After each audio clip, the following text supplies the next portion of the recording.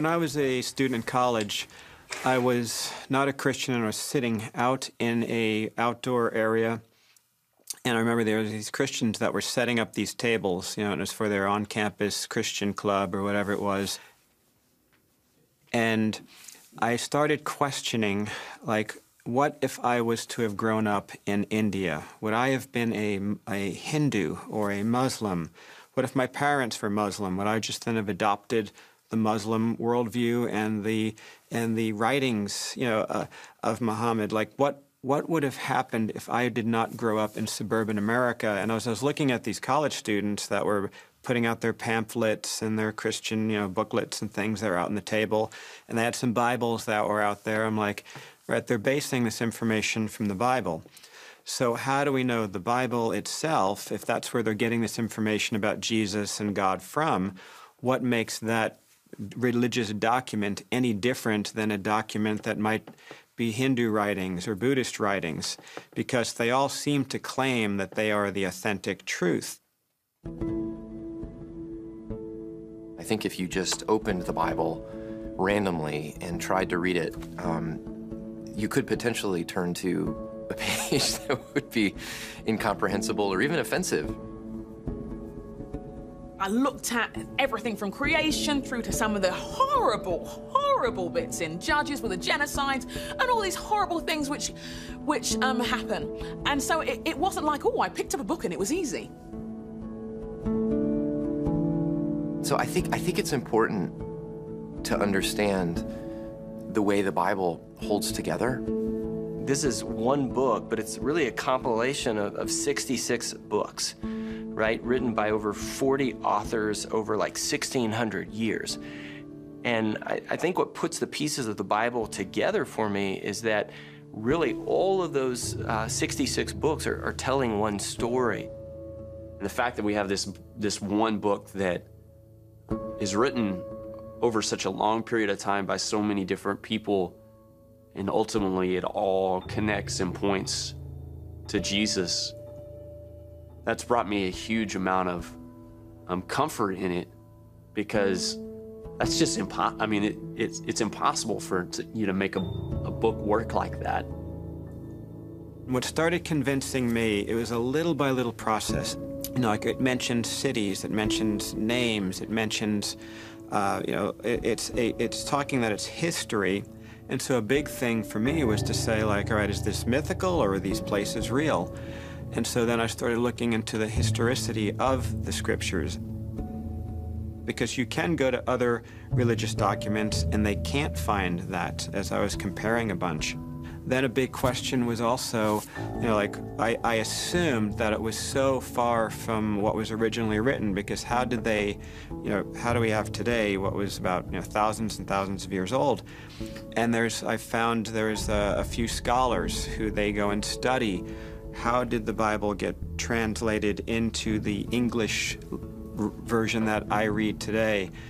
And the more I studied this, and that's what I was kind of very overwhelmed with, because the more I studied it, a lot of my thoughts of why I didn't want to believe it was from God, I began finding there's plenty of evidence to believe that it is trustworthy. Most amazingly, the people of Israel end up in exile in Babylon. And you would think that would be the end of Israel, because every other people that was conquered by Babylon just sort of, they were conquered, they were assimilated. We don't have any records of those nations. And yet, at the moment when this empire has taken over the people of Israel, these prophets arise and they say, God has not forgotten you, God has not forgotten his people. And they give this picture of what's going to happen. Israel's going to return to the land, and in the land, God is going to meet his people. And then Jesus of Nazareth appears, and his cousin, John the Baptist, says, those prophecies from hundreds of years ago are being fulfilled now in this person. And the idea that this all connects, that the prophecies of Jeremiah and Ezekiel in the 500s, 600s before the Common Era connect to what happens in Galilee, in 0 of the Common Era, and that connects to what happens in the church 50 and 100 years later. It's just amazing. I think a lot of times you have to go back to when it was written, the audience it was written to. Some stories were written as poetry, some were written as songs, some were written as parables and stories. Some were meant to be taken literally, some were meant to be taken in other ways. We would be missing the point to say, was there literally a prodigal son? Was there a father on a farm in ancient Israel living somewhere, and what was it, a 2.4 acre plot and the son got 1.2 acres of it? I think to think like that in many ways would be to miss the point. Whether that story is historically spot on doesn't really matter in some senses, because the beauty of what's being communicated is so rich and so true that we should listen to the meaning of the text rather than fighting over its details. The question I think we should ask is it true in my heart? I was dyslexic as a kid, and I'd never read a book in my life. My religious education teacher in school, she lent me a Bible, and I'd never attempted to read a book from cover to cover. I'd kind of compensated for dyslexia. And as I read the Bible, I felt as though I was encountering someone who really I kind of knew already. If there was anything mystical about Christianity, it's in that moment where something kicks on in me, something turns on, where I read something about God and it brings me joy and comfort and delight. Or I read something that talks about what I'm like, and it sings and it stings at the same time. The Bible isn't just sort of like a manual so that you can feel better about yourself, but it actually comes to speak into my life about my relationship to money, about leadership, about my lust, about my relationship to others, about my thinking about people who don't share the same faith as I have. You know, it's referencing the history of people and how they lived their lives, and that's so applicable today, you know. One generation passing on stuff to the next generation and the consequences of that. There's a famous philosopher, his name is Alistair MacIntyre, and he once said this. I love this quote. He says, the only way that I could ever answer the question, what am I supposed to do, is if I can answer the prior question, what story am I a part of? And you know, I think that's what the Bible is ultimately offering. It's offering a story. It's offering a better story, a story to help make sense of our crazy human existence. I mean, all of us are living in some story.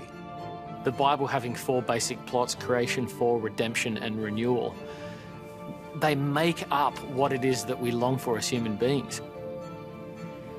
The explanation of sin, the need for grace and redemption, the hope of transformation, that we're not abandoned, that we're wanted, that injustice is confronted.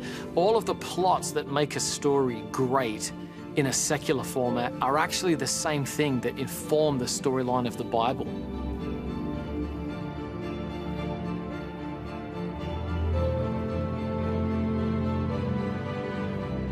And so I think that in some sense it is the true human story that underlies our experience and our existence. Just like Jesus, when people met him, they actually had very strong reactions to him. I think the Bible produces that. You just can't be as neutral about it as you can be even about other ancient religious texts. There's something about it that addresses us and kind of pushes us to decide what we're going to do with it.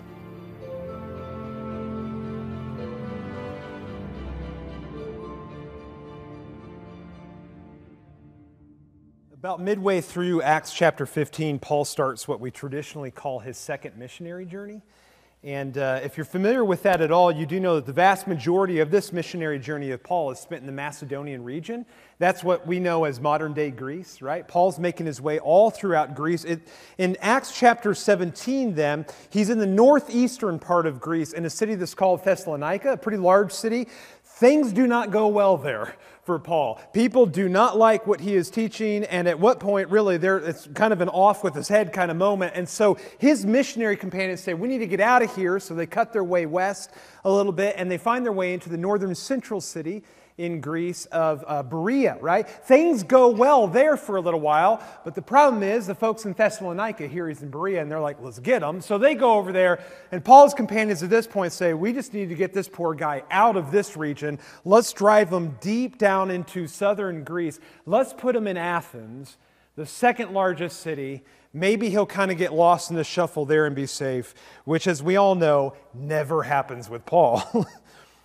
And in Acts chapter 17, that's where we pick up. Paul is in Athens, and I want us to spend a little time in Athens here, but more particularly, I want us to spend some time in two different places in Athens that I find to be so powerful. As odd as it might sound, the reason I want to hang out in these two places a little bit to start our morning is because I think these two places tell a story about our stories. If I can borrow a bit from the video we just watched. This is Acts chapter 17, verse 16. Luke writes this, now, while Paul was waiting for them, the them is his missionary companions who seem to be, they're going to make their way down there and eventually join him. While Paul was waiting for them at Athens, his spirit was provoked within him as he saw that the city was full of idols. So he reasoned in the synagogue with the Jews and the devout persons.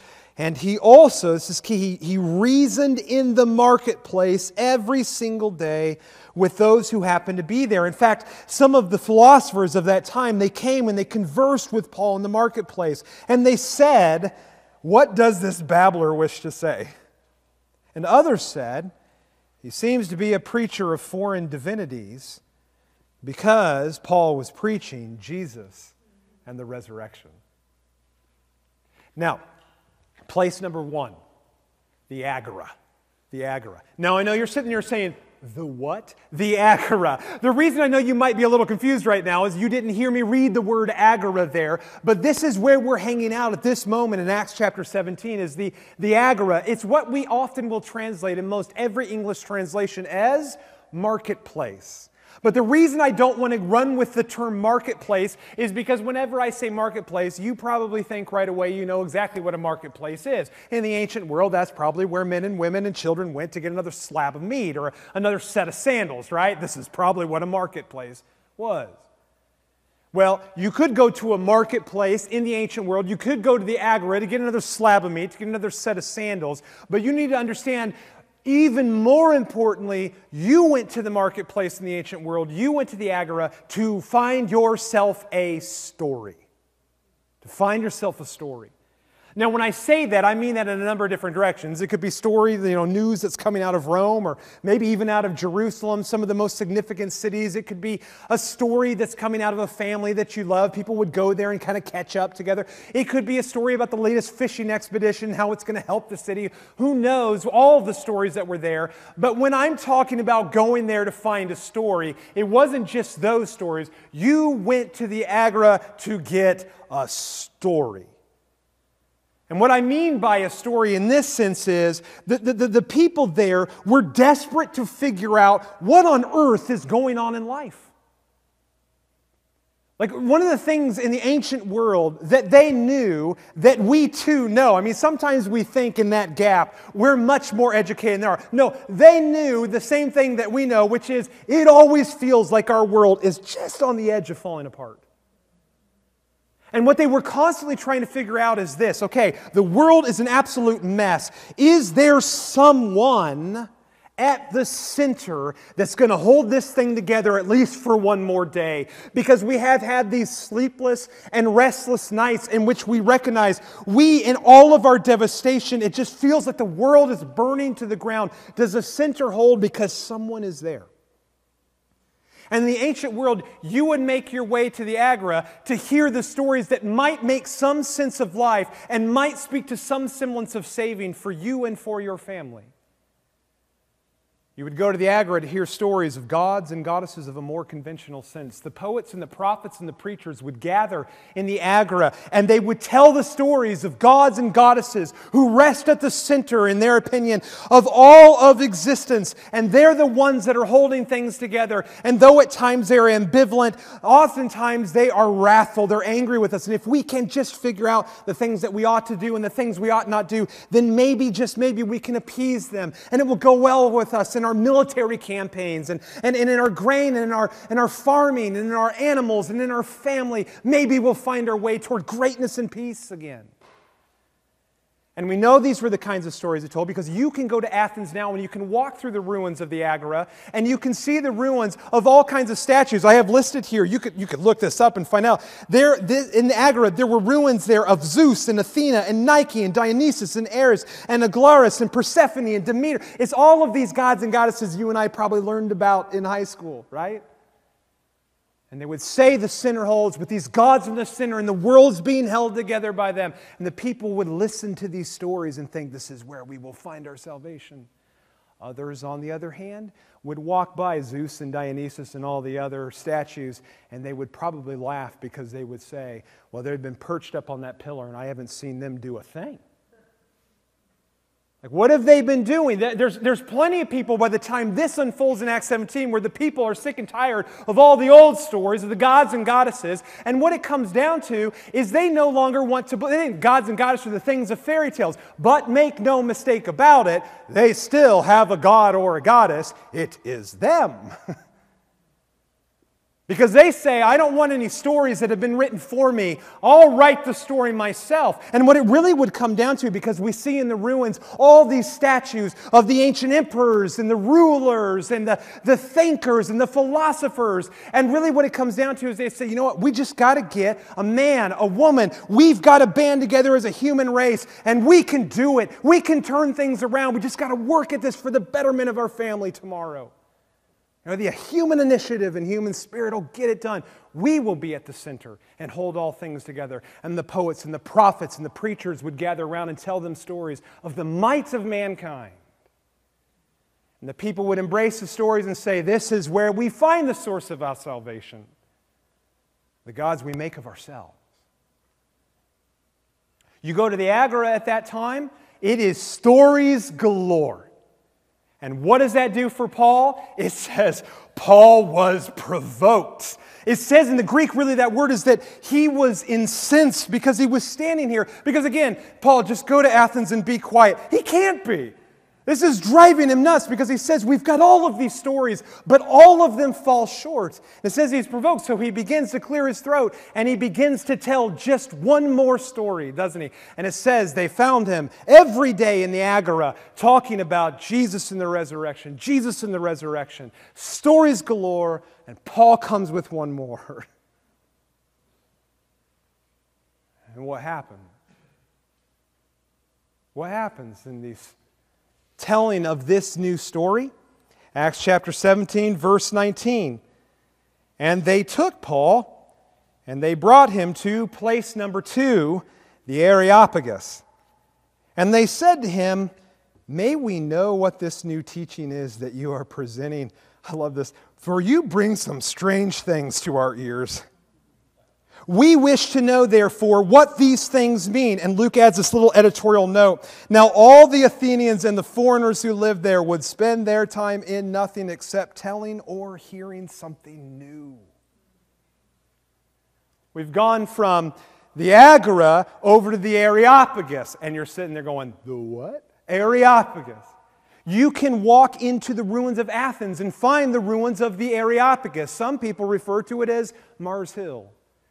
It is this large rock in those ruins here. And the Areopagus is a powerful, powerful place in the history of Athens. For hundreds of years, this had been both a place and a people where you hear new stories and you put them to the test. You vet them. You judge them to figure out if maybe this story makes sense of life. That's what the Areopagus was. And the people are listening to Paul talk about the story they'd never heard before. And there's something that gets awakened deep within them. And they said, would you come along with us to the Areopagus? Because we have some questions for you. Do you understand the significance of this moment? This is one of those things about the geographical markers in the New Testament. It's so powerful. Because the movement from the Agora to the Areopagus is a confession from the people that they realize our stories are miserable and empty. We spend all of our time trying to listen and hear something new because everything we've heard grows older and more empty. It falls just short. It doesn't matter if we perch up a god or a goddess or a man or a woman. They just disappoint us every time. But what you have to say sounds different. Because Paul has absolutely told a different story, hasn't he? Because what Paul has stood up, and I have this in my notes, I tried my way to capture probably the essence of the story he told. What Paul said is, I have a story for you. It's the story of a God who is at the center. It's the story of a God who's at the center because He was the creator of all that's in the world. It's the story of a God at the center who created the world out of profound love. He has no ambivalence. It's the story of a God at the center of a world who's populated by His beloved children who, despite His love, refuse to have Him at the center. It's the story of a God who has to watch His beloved children turn on each other, and they're turning on Him, and they turn to destroy and to destroy. It's the story of a God who has to watch His beloved children become quite deserving of death and all the death they've dealt on a daily basis. It's the story of a God who created the world out of love and deeply loves the world despite its rebellion and doesn't want death for it. And it's the story of a God who realizes man can't get it together. So it's the story of a God at the center who was not ambivalent about the great fall of those He loves, but rather He sent His Son, who did not consider remaining at the center with His Father something to be grasped, but He made Himself nothing. And He embraced death, even death on a cross, that man nor woman might not find death for all the death they've dealt. It is the story of a God who did not look first to conquer like some mythological angry God or some bloodthirsty general drunk on power and lusting for more. No, it's the story of a God who sent His Son willingly conquered by death, that death might die in its being exhausted, saving all in His path. It is the story of a God whose Son death was only temporary. It is the story of a God whose Son alone was resurrected, defeating death once for all. It's the story of a God who is always and ever wooing folks to this story, to His Son, that all might be saved. Wooing them in the splendor of creation, wooing them in the testimony of those who walked with His Son, wooing them in the power of this story that is unlike any other. And there were stories galore in the Agora, but none like this. And it's why they go to the Areopagus and they think to themselves, these are strange things to our ears. We've never heard this before. And it does something within us. And they judge and they vet. And Paul, in fact, he stands up. And I know in some ways I'm saying the sermon he preached all over again. But it says, verse 22, he stood up there on the Areopagus and he declared, men of Athens, I perceive that in every way you are very religious. You have a lot of stories. For as I passed along and I observed the objects of your worship, I found an altar with this inscription, to the unknown God. I love this. Because what that is that's another confession from the people. We have all these altars and all of these statues, all these gods and all of these goddesses and all of these generals and all of these kings and all of these emperors and all of these men and all of these women. And yet you go down the line and you bump into this final altar because at some point the people said, but we're not there. So put up an altar to an unknown God to leave a slot open for someone who might just do more. Who might just be more. And fire up the Areopagus, and we'll get the people over there to talk if something new were to come along, because we recognize that it's stories galore, but they end up empty every time, and we're just as restless and sleepless as before. I've seen that in Scripture, to an unknown God, and Paul, being Paul, said, I would like now to tell you who that God is. He says, "It is the God who made the world and everything in it, being Lord of heaven and earth. He does not live in temples made by man, nor is he served by human hands as though he needed anything, since he himself gives to all mankind life and breath and everything. He made from one man every nation of mankind to live on the face of this earth, and he has put it in them that they should seek God, just as you have been doing here, in the hope that you all might feel your way toward him and find him." He said, "We are this God's offspring, and we ought not think that the divine being is like some gold or silver or stone, an image formed by the art and imagination of us." Now, the times of ignorance God overlooked, but now he commands that all people everywhere repent, because he has fixed a day on which he will judge the world in righteousness, because a new story. A man whom he has appointed, Jesus Christ, and of this he has given assurance to all by raising that man from the dead. It's a new story. And how do the people respond? Verse 32. "Now when they heard of the resurrection of the dead, some mocked. But others said, 'Can we please hear more?' And so Paul went out from their midst, but some men wouldn't let him go. They joined him and they believed." In fact, a man is listed here, a woman's listed here. I think it's one of those literary devices that Luke uses to say there were men, there were women, there were the old and there were the young. There was a group of people who said, the stories have come up empty, and what we have heard, we want to hear more, and we believe. Believe. Some did not, some believed, but at this beautiful moment in unison in history, the people of Athens all came together and at the very least had to admit, man, our stories just aren't cutting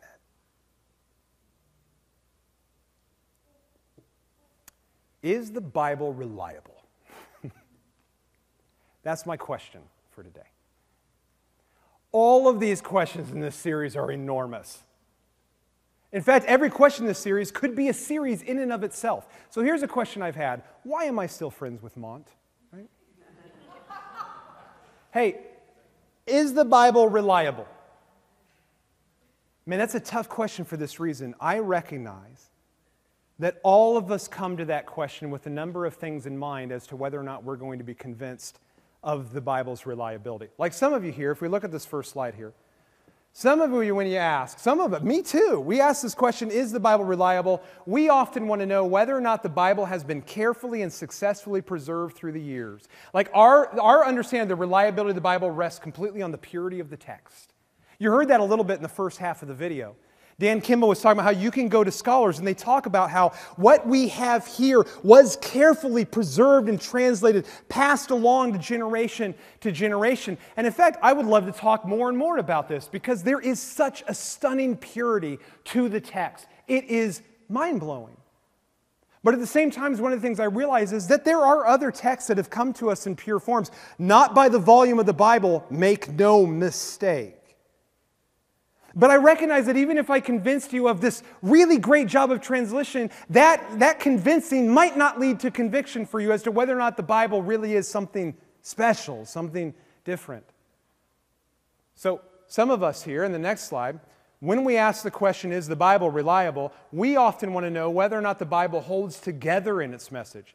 Like, does it hold together despite its being spread out over 2 testaments, over multiple genres, over thousands of years? Like, reliability of the Bible rests on the consistency of the narrative, the consistency of the story. And I would love to talk about this because you will never find an ancient document that has more stunning consistency in it. You won't. How things could be whispered by a prophet thousands of years prior to when it is fulfilled, it is utterly mind-blowing how this holds together over the course of thousands of years. But there are also other things that, frankly, we can make all kinds of works of fiction that hold together really well. Some of us have read The Lord of the Rings. It's pretty mind-blowing. How did he get from here to there and everything kind of informs us? We really could just argue right back and not be convinced, let alone convicted. Next slide here. I know that when we ask this question, is the Bible reliable, we often want to know whether or not all of its geographical, social, political, and economical elements line up and add up. Reliability of the Bible rests on its historicity, right? And let me tell you something. There is no ancient document that names names in places like the Bible does, that almost invites you, go ahead and check my sources here. And the Bible checks out amazingly with regard to its historicity. But yes, other religious documents don't name names and places as much as the Bible, but on occasion they do, and in some ways this could check out, or a people could try and convince you in a whole other direction. So even though I think there's historicity, will that convince you? Will that lead to conviction? What happened to me is all of those things, the purity, the consistency, the historicity, these are the things that I think help us along the way after we have dealt with the very first, most fundamental matter.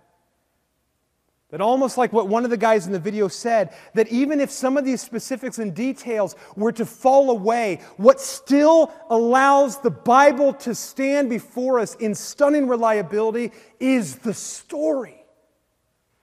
There is no story like this story. What's happened here is I found myself more and more, and I'll unpack this very quickly, I've found more and more that, I don't think the first question is the Bible reliable? The first question is, are we going to be reliable? Now let me explain this. Let's go to the next slide here. And we break this down because really, we are absolutely no different than the Athenians, though we are Americans. Because we want a story that makes sense of life. There are stories galore, and we all pick a story to live within and according to, don't we? And it might not look the same as the gods and goddesses of old, or the men and women that were kind of trudging around on the earth and that people would follow, and the other great philosophers. But we have stories galore, and most notably, we have never had a moment in history where we have been more encouraged to simply write our own story. Man, if it's right for you, it's right for you. If it's wrong for you, it's wrong for you. You be you, Brian. We have also found ourselves now at a 50-year high on suicide rate. We have found ourselves over-medicating ourselves, tapping into veins, pouring things down our throat, anything that will deaden the fact that even with the stories galore that we have, we are restless and we are sleepless because the stories fail us again and again and again and again. And we want to run from stories at times that we think sound as though they are fairy tales. But again, the question I have is, okay, is the Bible reliable? Perfectly good question. But the first question I want to ask before you even encounter is, are you going to be reliable in this sense? Go to the next slide. Here's what I want. Can we be relied on to have the courage to admit that the stories we've been writing, and most all of the stories being written for us, both secular and sacred, ultimately leave us wanting?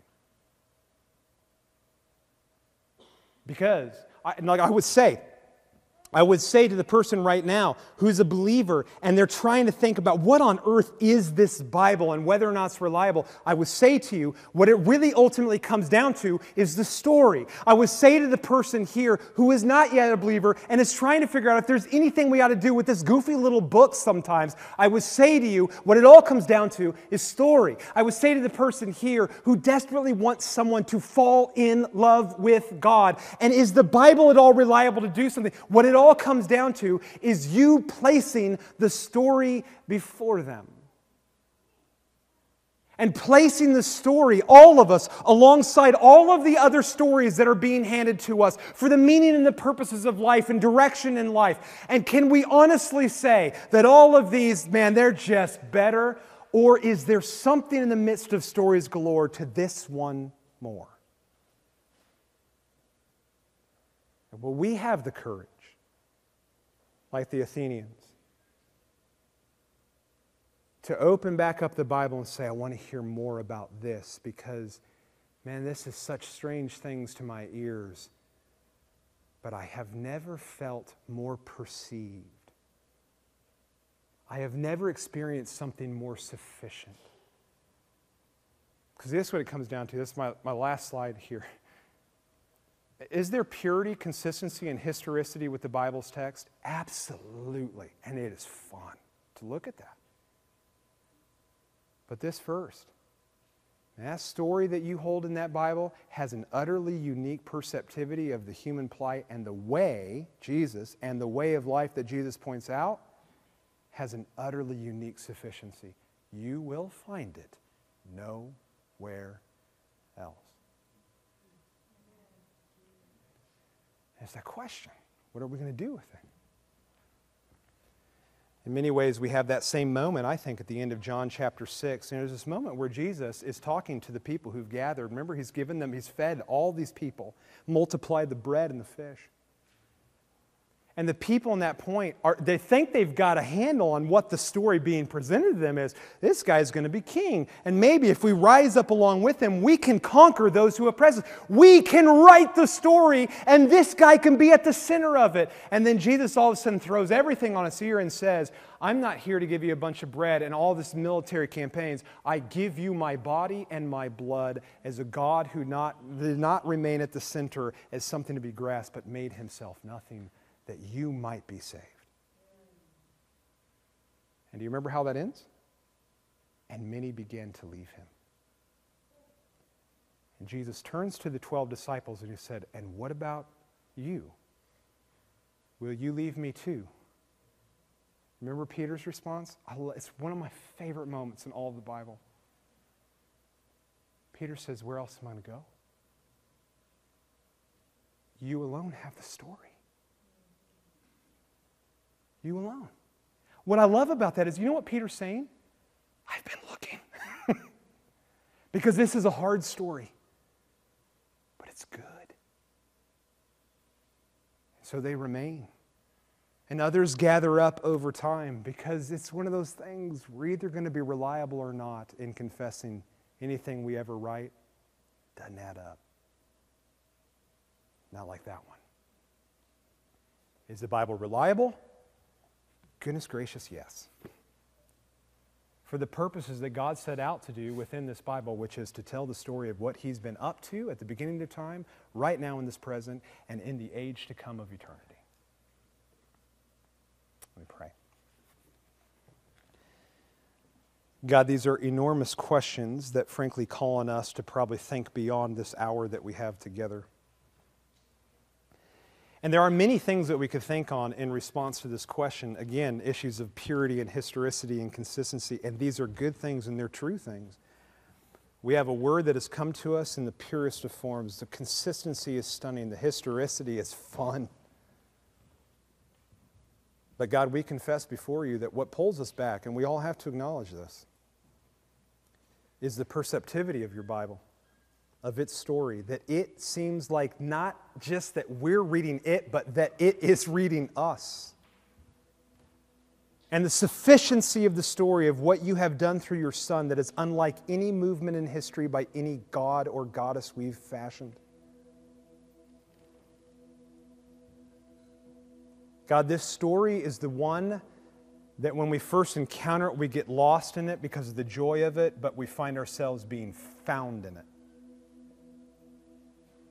And I pray, God, that it's the story and its uniqueness, that it's our comparing it to other stories where we have to admit in sleepless nights come up short, that we keep coming back to you and we praise you.